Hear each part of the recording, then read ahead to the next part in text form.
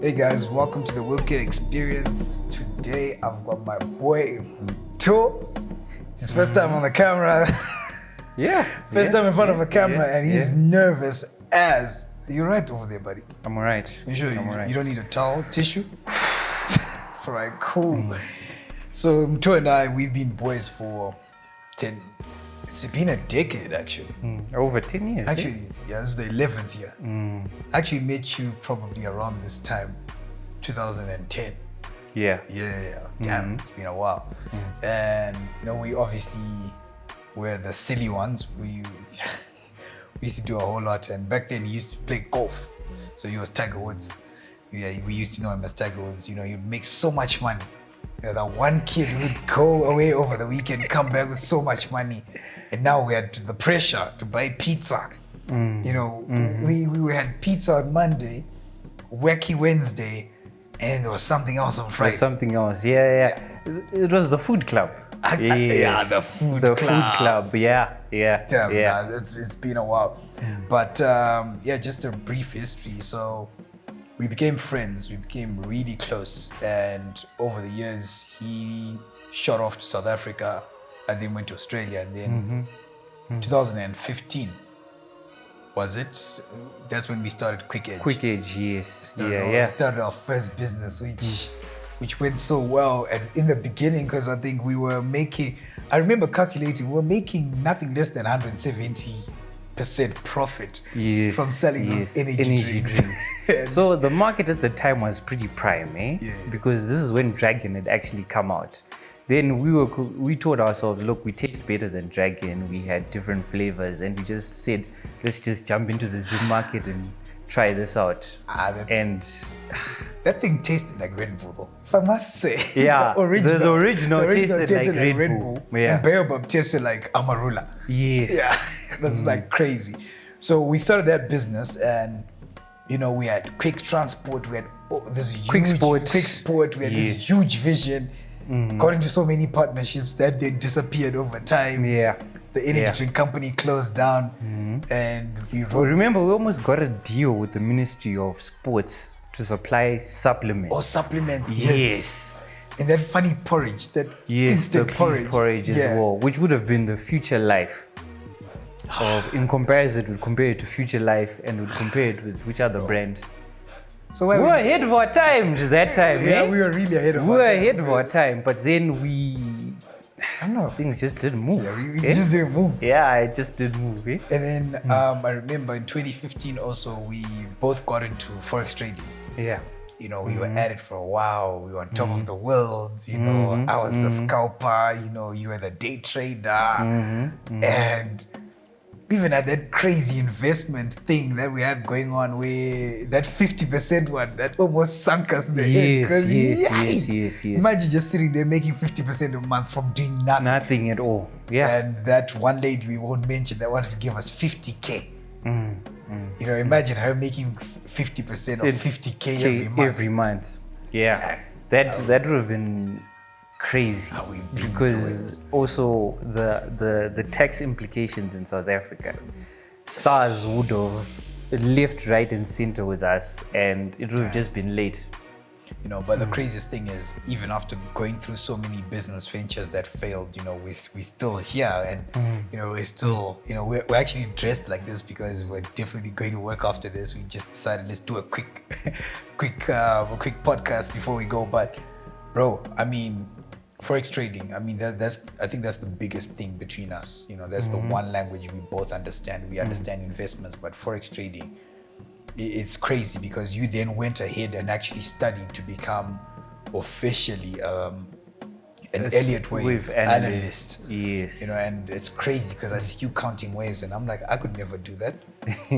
I could never do that. So just for clarity's sake, please tell my people, please tell the audience, how exactly do you find forex trading? Like a lot of people, obviously, there've been scams and whatever, but when you tell people that, guys, like, there was a time, through experience, obviously, I remember there was a time I traded $5 to $400, but that's obviously because of experience. Yes. And I think what most people have missed is the fact that you need to learn.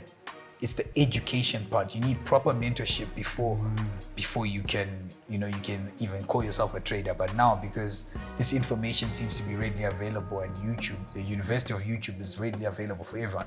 Everyone wants to just do forex trading, but then they don't want to pay for mentorship. Because I'll tell you a funny story. I don't know if I told you this. When I started forex trading, I lost 6,000-7,000 my first 6 months. Because I wasn't about to pay $500 for mentorship. For what? Exactly. YouTube had the stuff. I was learning. But then only after 6-7 months did I realize, look, that's why in school we had a syllabus. The teacher would take topic number 1 from the first page of the syllabus, and then next week she would teach us something from the back of the syllabus, and we never used to really understand what she was doing. But she knew how to link the stuff together. Same thing with forex trading. So, maybe you can shed more light, because I know a lot of people think they've probably been scammed.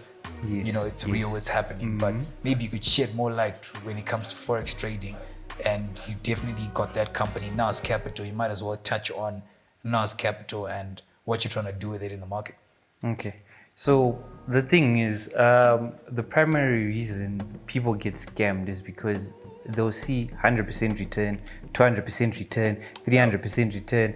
My strategy is 100% guaranteed. There's nothing 100% like in that. this life. Eh? Yeah. There really isn't. And you just need to realize that if you want to make money, it's over a long period of time. Yeah. You need to accept that it's a percentage gain month over month over month. And if you want to start withdrawing and whatnot, it has to be after 6 months, it has to be after a year. Yeah. Because the only way you make money with trading is if you're consistent. If someone comes and offers you such, they're wrong. I think the best in the world, my mentor, is right about 60% of the time. Right. And this guy is rich. He's rich. Yeah. I got tired of dealing with owns in SA who would always promise you 100% return, come give you mentorship. I realized that most of the education that's in Africa is absolute nonsense. If we're to be honest. Okay. Because no one takes the time to actually develop and become better. It's the same reason why we don't actually have proper hedge funds in Africa. And that's then it goes to the part of Nas Capital. I want to set up a hedge fund. I am pushing Nas Capital to become bigger and better, and to then become a hedge fund. Because even with what I'm doing now with the account management, it's an issue swapping accounts. Right. When you're trading, you go open a trade there, go swap, go open another trade on another account. It becomes such a process and it becomes tedious. And the tax implications on that as well are always an issue. Right. Okay. So one thing I've noticed though, people in Africa, they have a hard time understanding compounding. They really have a hard time understanding compounding because, when you compound, you can literally go from, let's say we're doing 10% every month. You see, 10% of $10 is $1. So next month you have $11, right? When you compound and you now go 10% of $11, you actually have more money than you had last month. It's a couple of cents, yes, but you essentially have more money than what you had last month. You keep doing that, and in due time, I remember Grant Cardone said the one time, he said, you are 9 doubles away from $1 million. Because I think, if I'm not mistaken, he said you start with 1,000 and then you double it to 2,000, and then I think he did a whole thing. Or was it 10,000? I'm not sure. But if you do the math, you obviously pick it up. It's like 9 doubles away. So it's, if you're doubling all the time, which is a form of compounding, but people just don't want that. So when you tell someone, look, I can get you maybe even 35% over a period of 12 months. For them, it doesn't make sense, because in Zimbabwe, we do a deal today. You could literally make 100%, make 100%, same day. 300% same day.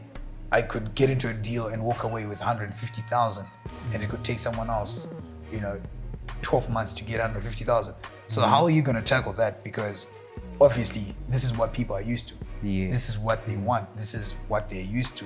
They're used to, these ridiculous returns, but it's not sustainable over time. So how are you going to tackle that with NAS capital? Because people are naturally resistant to change. They don't want to change. They're just used to, their in thing, because it took them a long time to accept Via, which is like Uber here. Yeah. But for most people that had already been exposed, they hopped onto it straight away. They knew what it was and all that. But how are you gonna tell them, look, you're gonna have to stop thinking 100%, 300%, and think maybe 20% is really okay over a period of 12 months. How are you gonna do that?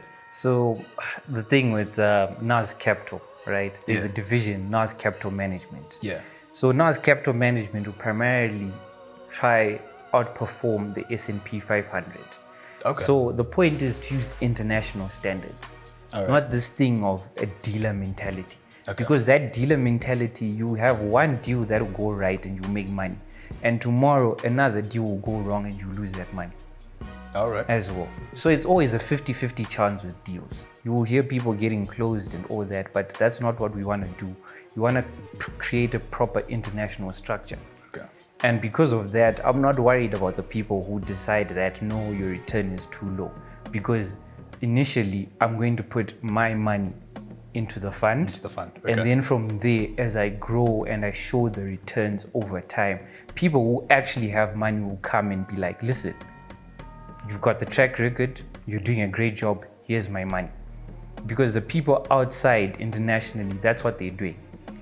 And I don't see why we can't do that in Africa as well. We really need to figure out how they're doing it, because they surely don't sit and work as hard as we work in Africa, bro. If I knew the things I knew now, like the things that I know now, if I knew them before, I would have just gone and done that. Exactly. Because, and it's not about, people just think, it's all these things, the fancy things we hear, no, invest in this, invest in that. I know right now there's that cryptocurrency rush, but, people don't have the heart to hold. Imagine the people who bought Bitcoin at $100 and then it shot up all the way to 65. But it was over a couple of years. But imagine had it dropped from $100 and gone down to $20, some people would have folded. Yes. And that's the kind of mentality that we have. Like, folks don't really know how to hold investments and everything. And I think it's just lack of knowledge. So please write us a book. Please write a book for us, because we definitely need it. I mean, we've been doing this, and I realized we've been forex trading, and I don't even think we started. I think we started knowing about forex trading before, because I was calculating it the other day. I think next year it's about a decade of us, doing forex trading. But the craziest thing is, we've been so inconsistent with it, because we used to trade when we wanted something, which was also wrong, because in forex, if you trade when you want something, you get the money, but sometimes it won't happen. Which is obviously not something we're trying to do or encourage. But we could have the fancy Lamborghinis by now had we just kept the monies in the accounts and just grown the money over time, because I mean, we made quite a bit. I mean, we used to live good. And now we've been humbled. We're now back to square one. We're like, okay, now we need to do the proper procedures. So, I'm pretty glad I'm having this conversation with you, because this goes beyond NAS Capital, and this is a will-kae experience, and we've experienced a lot of things together. So I'm gonna stop talking about business for a while, because the one thing that affects people our age, well, gents. Why you laugh? No, carry on. Because I'm about to talk about your favorite topic. Women. Girls, right? We're talking about girls right now, because obviously we're gents. And for girls it would be guys. At such a young age, how have you managed to handle women? Because, I mean, it's the dimples. I know. The dimples. I know the dimple effect. The dimple effect. You've got two, I've got one. So I half understand what you go through. But anyway, obviously, a good-looking guy, obviously the things that we knew, we were definitely ahead of our time. You definitely had women after you. You definitely were after women. How did you How did you balance that out? How did you balance it out? Because it's really hard because you're trying to make money, you're trying to focus on one thing, but then there's a big distraction where it just goes all over the place and there's just a wide choice. How did you handle that? So, pretty poorly. Let me be honest. I know. Exactly. You're honest. I know. You already because know. I was getting the phone calls. Yeah. Your friend. Your friend. Yeah, that's true. Eh? Yeah. So the biggest challenge, that I've realized now is that it's something that even Sam speaks about in the book. I know we'll get later on, but he primarily speaks about being focused. Yeah. Being goal-driven. I remember in high school, he used to be the CEO of Maneko. Okay. Right, and I was on the production side, and we started making money in high school. Yeah. He had a vision. He was like 10 years ahead of us, if I'm to be honest. Yeah. Mentally, he had such a vision and he had a drive that drove him where he is now. Okay. So where he is now is because of what he started, Right. the foundation he had. So for me in particular, I primarily focused with golf. Playing for the national team, making money. I was like, life's good. I was like, life's good. We had the business club. Exactly. In high school. The business club was also making money, So but then that girl really embezzled our funds. We need to sue her for that. We want our money. Yeah. Certain women came, which were distractions, and there were lessons that I had to learn at the time. Right. That I am then using now. So now I don't let women distract me the way I used to. But then now my vision is a lot more focused because of all the mistakes I made. Right. So it doesn't really matter if you make $1 million at 40 compared to 30. Gary Vee always says this, Oh, yeah. Because you want to make $1 million now, but why don't you do the things you need to do now so that you make $1 million at 30 or make $1 million at 40? That's the thing. So that's the mindset I have. I'm not really worried that I haven't gotten to $1 million now, but then I need to make sure that I do the right stuff now to make sure I get $1 million 5 years or 10 years from now. On my IG, I have 2025. Right. So 2025 is significant because right now, with my own capital in the hedge fund, by the time we get to 2025, I'll have all the necessary documentation that I need, all the necessary exams I would have passed them to allow me to then go international. See, that's good, because that's also a good thing, because now I don't have to go and do the exact same exams that you did. I can go and study something else and see how I can contribute in NAS capital. If I don't want to do that, I can still put my money in the fund and let you run it. I don't have to do it myself, which is something that most people don't understand. You don't have to learn everything. You don't have to know everything. You just need to know someone who knows what they're doing, and you just invest with them. So if you're going to make $1 million, that basically means I'm going to make $1 million, because whatever you're putting in your fund, I'm going to match. And because I'm a risk taker, bro. Like, business is risk. Yes. And 100%, that's why our first company was quick edge. Limitless possibilities on the edge. We used to live on the edge so much, and we were such risk takers, and we just used to, just let it rip.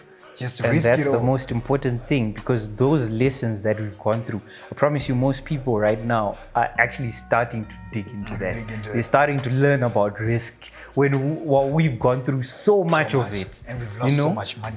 But we're still here. But we're still alive. here. Yeah. You have to take risks as much as possible when you're young, when you have that cushion that's still there, when you still have that support system as your parents, as whoever who are still there. Because when you're on your own and you have responsibilities like crazy, then you can't do it. When are you getting married? You know what? Let me be frank. Go. The amount of money I've spent the last couple of years is primarily on my development personally. All right. Right? So even I know you've had the money to get married. I know you have.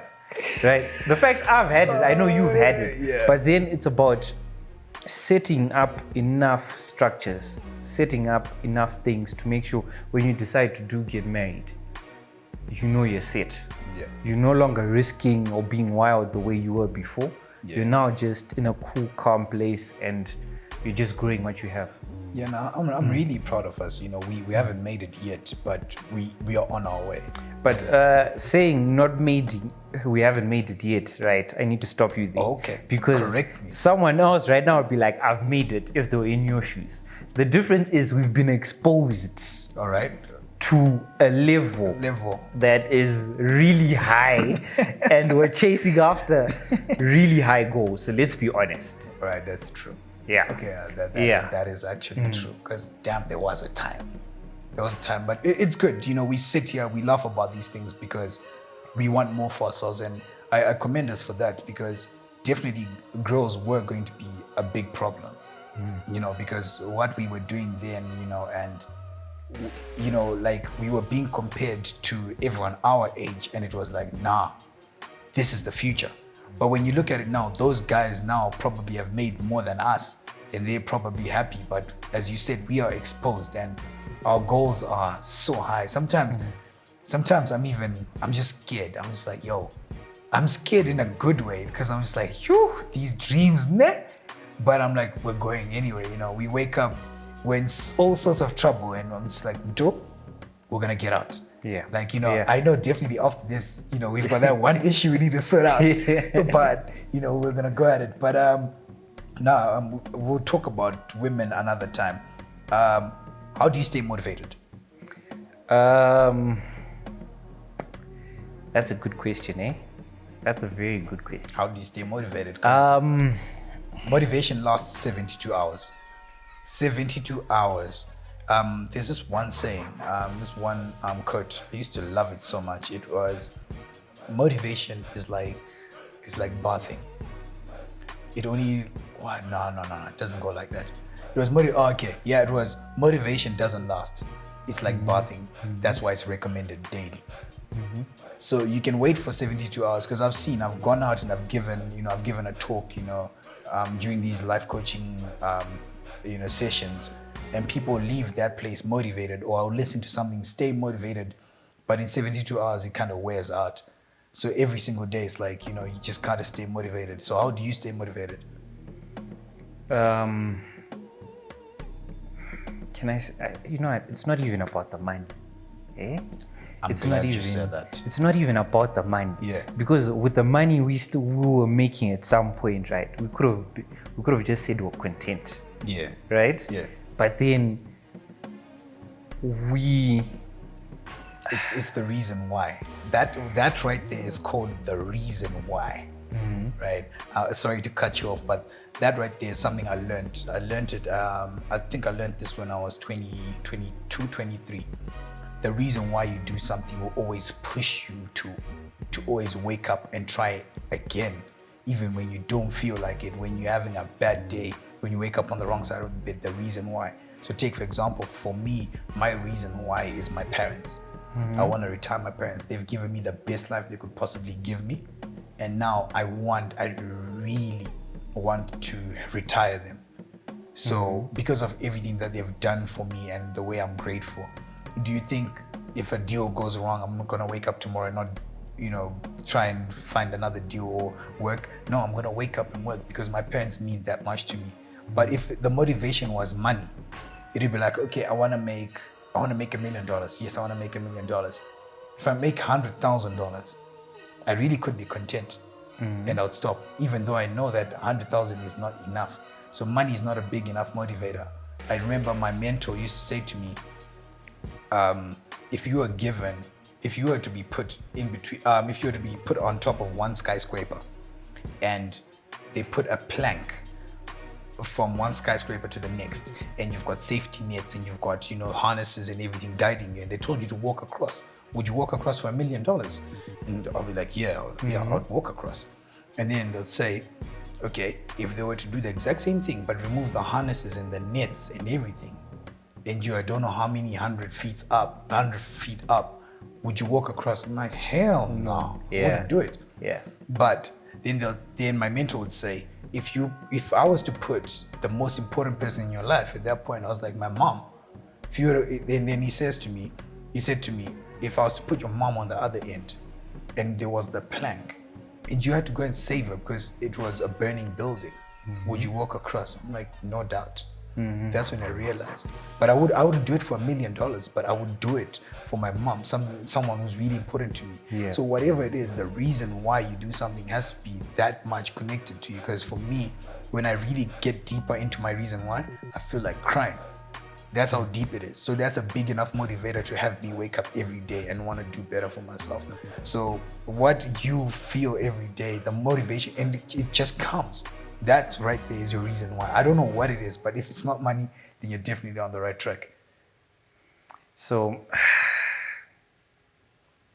still goes back to what Sam said, having a vision, the end goal and everything like that. But what motivates me and what wakes me up is, no matter how corny it sounds, I just want to be better. Oh, that's dope. Yeah, I just want to be better. The reason why I'm doing all these exams, the reason why I'm setting up a hedge fund is I just want to be better. That's it. It takes a different level of understanding to get to that mindset where you just want to be better, because and it goes across so many things. It's going to the gym. It's you reading your Bible. It's you reading a couple of chapters every day. Oh, by the way, everyone might be wondering why he keeps on referring to Sam. So Sam is a really good friend of his, mentor, I should say. Yeah, mentor, definitely. friend, mentor. And Sam wrote this book, Becoming Successful, How I Achieve My Dreams. His name is Samuel DeMaro. You can get this book at is it Innovate bookstore. So and he actually got it for me, and I've been reading it, and there's a whole lot he says in here. And the crazy thing is, you mentioned you want to do better, because page 53, Sam says, do something, no matter how small, that will benefit you, you will benefit from later. Looking for quick wins in and of itself is not a bad thing, but if you cannot translate that to benefits, or if you can't translate that to benefits that will serve your long-term success, then chances are you will not accomplish anything meaningful. So I can see where you get it from. It's about being better. Just small little things that you do. The craziest thing, I was telling people, my friends and I celebrate everything. Small little wins. Literally, you're now at 10K followers. Boy, well done. And it's crazy. But we've now created a culture where we celebrate everything. We celebrate so many little things. In the end, the big things don't even seem like big things anymore. It's like a culture, and it's crazy because that's in our heads. That's really in our heads, and that's what we do. I think and it's always just the people around you, the people around you, the company you keep, because every single day we come, we sit here, there's someone telling us, yo, we're doing this, we're doing that. Yo, guys, this is what's going on. And I can tell there's pure love within the circle, no jealousy. It's like, yo, that's motivation. Our boys gonna go and do this. That's motivation. We're gonna support each other the best way we can. And that's what I'm really happy about, because that's what life is. If you've got friends, like I was telling people the other day, I think most of my friendships are over a decade. Some are over 5 years, and it's not like I'm not open to new friends. It's just that when someone comes into your life, they just have a huge impact, and it's like, whoa, okay, that's a lot. This guy, he just comes into my life. I'm open to it. I don't limit. I don't limit people that come into my life. I let them come in, but they obviously move in stages. Yeah, it's a gradual process. It's not process. Yo, you come into my life and then come through. Let's show you everything. No. You come through. You show me you show me you. I show you me, and then we build from there. If we click, cool. If not, we just put you in the acquaintance zone, and then you work your way out. And sometimes it takes a little time to figure out each other, but how do you handle your friendships actually? Because you've got friends all over the world. Yeah, but I'm terrible. That's another thing. That we know. I'm terrible. Definitely. How are you I terrible? think everyone can say that. I'm not the best communicator. True. With my friends, right? And I'm not. How should I put it? It's hard for me to relate Okay. with certain things, with people going through things and stuff like that. Right. Because, in all honesty, I grew up in a pretty good household. I played golf since I was young. You know, I've never actually had like a deep struggled like that. Okay, yeah. So there's certain things I find hard to relate to. And though, you know, you study emotional intelligence and everything, Exactly, I was about to say, it becomes hard for me to try and be able to understand. So though I try communicate, I generally just give space. Right. Yeah, that's just me. It's one of those. Yeah, I mean, emotional intelligence is definitely something that a lot of people need to work on. And you, as an entrepreneur, as someone who's going to be, you know, managing thousands and thousands of people, emotional intelligence has to be, it's key. It's something that you have to learn. But I mean, I feel like you're doing better. Over the years, you're doing better. There's a time you used to suck. Sorry to say, you used to suck. It used to piss me off. It's a learning process. Piss me off. But you know? now you're getting better, and that's what it's about. You know, you being self-conscious, knowing, look, I need to work on this. You know, I need to work on this, and you know, actually working on it, because it's not just about talking about it, it's about action. You know, it's one thing just to talk, but we need to act. So I'm glad you brought that up. Golf. You keep mentioning golf. You know, thanks to you, I love playing golf now. I play golf religiously. You know, I even got trained by your coach. You know, and I love it so much. I've learned to connect. And maybe, you know, I'm not going to talk much about golf because I'm going to let you take this one. I know you've got a golf academy coming up. You know, why don't you tell us, you know, what is it with golf? What is it? What is so special about golf? Because I used to look at golf and just think, okay, it's where these guys wear fancy caps, because I used to think your caps were so expensive. So fancy caps, they've got ridiculously priced clubs. Because I remember there was a time, I think your dad bought you a driver for $1,200. We had to import it from the States. You had to import it from the States. And I was like, this guy, can you please just, you know, because $1,200 then for a driver, that was ridiculous, because that was literally a whole term's fees for some people, even in private schools. So I was like, this guy, what the hell? But so do tell us, this golf thing, what is it, and how has golf benefited you over time? You know, and what would you say to someone who's been debating or on the edge about, you know, playing golf?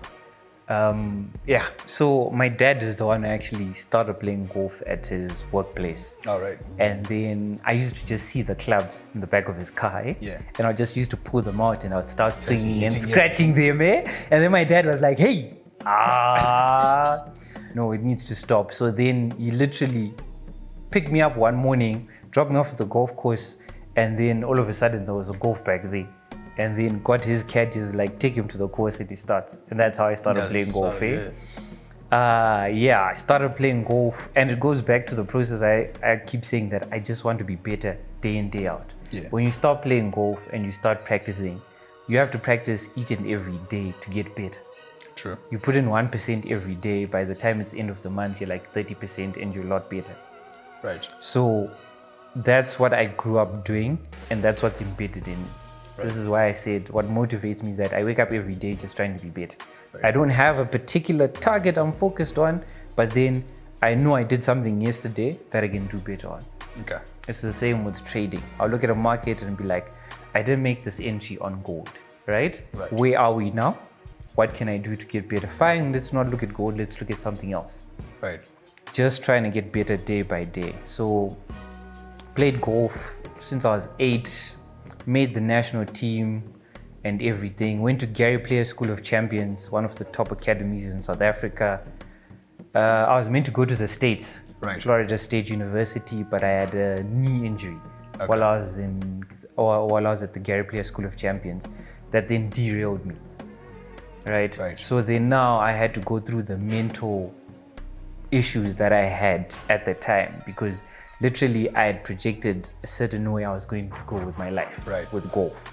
But then now I had to go through rehab. I needed knee surgery, which I refused. And I was just like, nah. Wait, what? You refused? Yeah, I refused. Why? Because with knee surgery, right, that knee will never be the same again. Okay. Yeah. So the amount of force, the amount of power I had, I would not have that anymore if they'd cut me up. So I was like, no, let me do physio. Let me do rehab. As much as I can, strengthen my knees, strengthen my legs. I love training legs because of that. All right. And I have that dedication in training legs because the power in the golf swing comes from your legs. Okay. It comes from the ground up. So over time, I built that resilience, that strength. By the time I went to VC, Varsity College Santon, I made the golf team and everything like that. Right. So it just became a gradual process that I started coming back and I became better.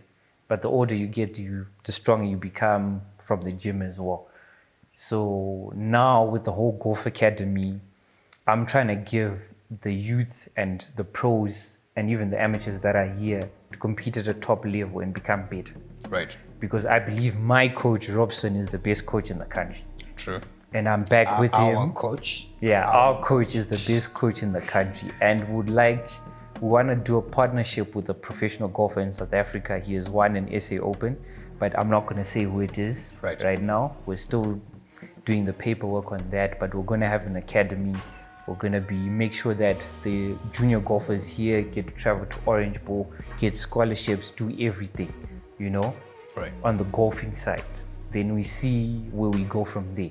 But I've got a deep passion for golf and I want to get better. And I want to turn pro as well.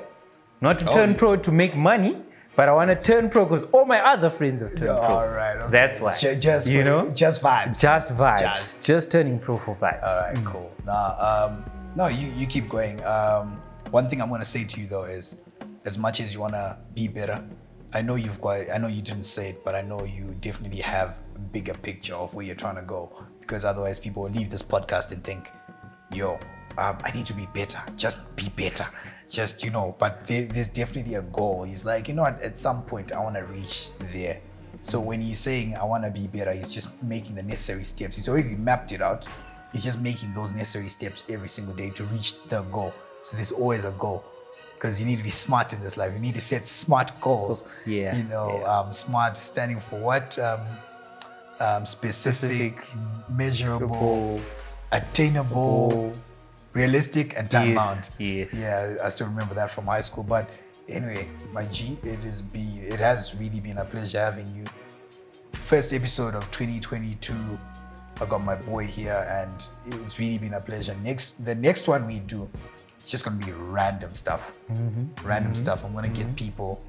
Actually, I'm going to expose you. I'm going to expose you. So you create a list of questions, right? Things that you think people should know about me. Yeah. And I will do the same. And you should really tell people what you did to your teeth, because when I met you, your teeth were all over the place. But anyway, guys, thanks for tuning in. I guess we'll catch you guys I was about to say next Wednesday, but today's actually Thursday. Yeah. So we're dropping this episode probably today, but every Wednesday, will-kae Experience will definitely be dropping an episode. And, we just talk about anything and everything and just have a good time, man.